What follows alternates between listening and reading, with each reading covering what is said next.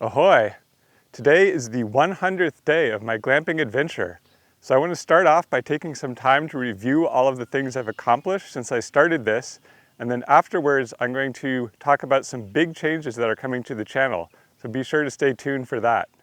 Earlier this year I expected to spend my summer working on my boat and exploring St. Petersburg, but instead I spent my summer digging in the dirt, and I managed to create 3 gardens. This one here is the hugel culture. It's got a lot more going on since I was last here. Remember that I planted all of those asparagus and the strawberries as well, but now there's all sorts of tomatoes and squash and other stuff that James has been planting in here. So you can see this is a very, very full garden here. You put stuff anywhere it would fit. I helped build these swales and the berms. Over at my site, something keeps eating the corn. Meanwhile, at James's place here, we got corn that's taller than me. Somewhere in there might be carrots. It's hard to tell the carrots from the Queen Anne's lace because I guess the Queen Anne's lace is a type of wild carrot. So there's a bunch of stuff in there that's carrots or weeds, but we won't know which till we pull it out. I planted this peach tree. It's got some sweet bling now. This is the 3rd garden I planted. This is my own little private garden. Unfortunately, it's not been doing the best. This tomato plant's working out pretty well. It's probably the thing that's working out best in this garden so far. The corn, some of it, I think I got maybe 5 of them that came up, which would be nice, except some sort of animals come along and just munch the tops off every now and then. So this is so far the biggest this corn has ever been. And somebody's probably going to come munch it soon. The other bit that's doing pretty well is these radishes. I guess nothing wanted to eat the radishes much except for, well, there's something green on here eating my radish leaves. Let's get those out of here. Another big project I worked on was digging out this drainage ditch here, which has worked really well. I of course used all of that dirt on the garden, so it was a 2-for-1 deal. Across the street I also dug out this drainage ditch, which joins to the first one. Another digging project I worked on was digging various holes around the campground to try to restore water to the campground. We were able to repair 2 of the leaks, but there's what we suspect is a 3rd leak somewhere, and despite digging lots of holes, we're not quite sure why water isn't getting to some of the pipes and why the system is losing pressure. Another project I helped with is getting this golf cart up and going. When I first got here, it didn't go at all, so I got it going again, and then Chris painted it, and then I helped James add lights and the seat on the back. Unfortunately, once we got it all going again, only about 2 weeks later, the rear wheel fell off.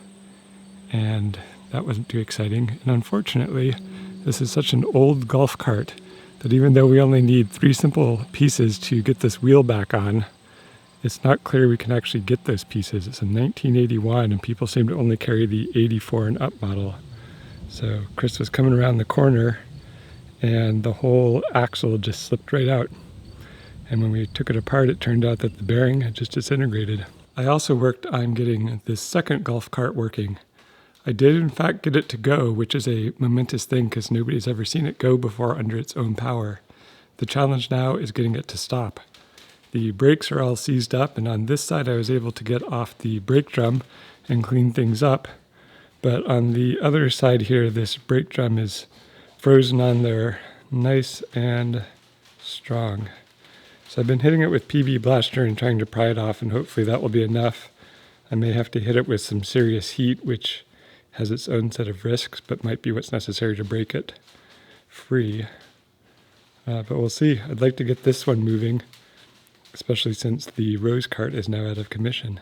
Another work in progress is the pirate ship. I made a lot of progress on this, although it looks kind of the same as when I brought it in. I've done an awful lot of sanding and cleanup on it, so I'm now ready to move it on to the next phase. I'm definitely going to keep working on this. In fact, it's one of my top priorities now. A project that I made a bunch of progress on but have not finished yet is this Slumber Pod. If it looks a little different than you remember, that's because it's upside down on its roof right now. I am still going to continue working on this project and hope to wrap it up soon. An entirely new skill that I learned was how to catch and clean bass and bluegill. Definitely have a lifetime's worth of stuff to learn about fishing, but at least I can catch and clean and cook some basic fish now. In addition to completing a lot of projects this summer, I also developed some new skills and also refined some existing skills. For example, a new skill I learned this summer was how to eat bluegill. I didn't even know that was a skill until I tried to start eating them, and there are just so many bones in there it would take me forever to eat a single bluegill. These days I can get the meat off there and leave the bones pretty much all behind on the first try, and so much faster at eating bluegill now. The skills that I refined that I'm most excited about is doing the video and the music.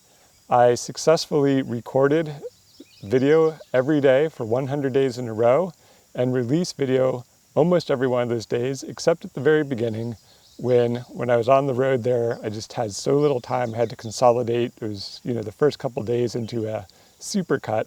But after that, once I got to the campsite and was settled here, I released videos every single day without fail.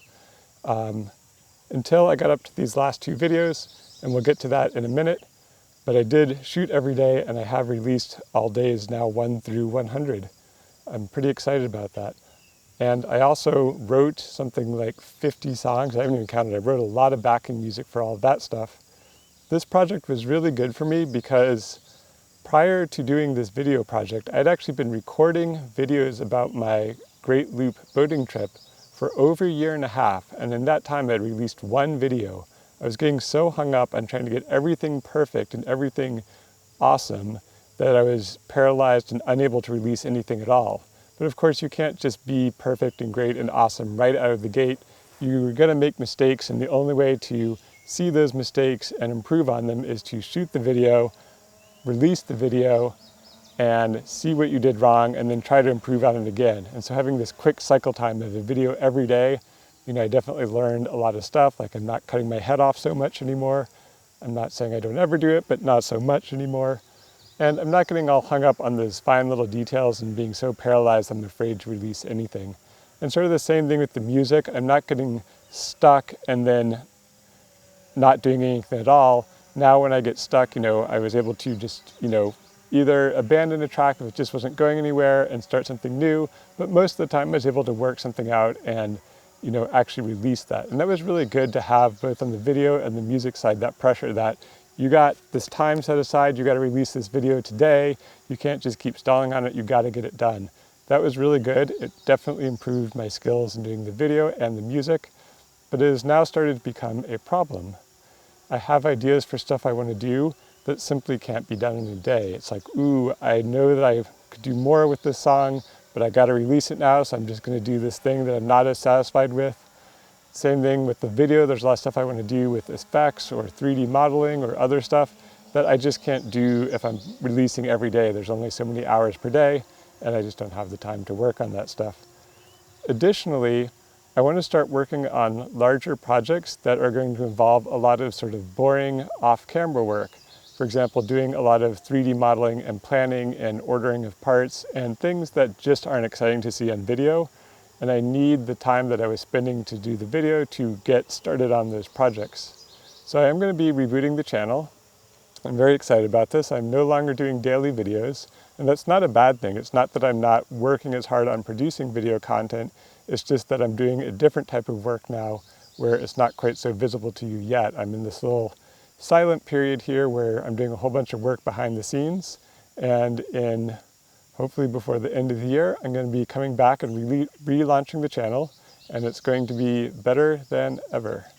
So I'm excited for that. Don't fear, I haven't lost interest in this. It's really that once I hit day 100, I stopped recording every day and I started focusing on the new stuff, and then I dragged my feet way too long getting this final 100th episode out. But like I said, it's good stuff. I'm excited about what's happening. I'm excited to come back and relaunch the new channel when it comes back. I'm not going to leave you hanging on the projects that I started here. There's a couple open-ended things like, will I get that danger cart to both go and stop? Will I finish the foam house? Things like that. That is part of what I've been wrapping up this month, is trying to finish those projects and get them behind me so that I can focus entirely on the new stuff going forward. And shooting the videos and editing them takes a long time. It takes like 8 times as long to do a project if you're trying to do a video of it than it does to just do the project. And there's the setting the camera up, getting the lights, getting the focus, making sure there's all that stuff, and then there's all the editing. So being able to focus just on getting those projects wrapped up quickly has been important. But I will give you updates as those get done. and then I'm going to be focusing on the new stuff. I'm not going to say too much about what that is, but I'm really excited about what's going to be happening coming forward. I'm really excited to be relaunching this channel. In the meantime, I hope you all are staying safe, and I look forward to seeing you again.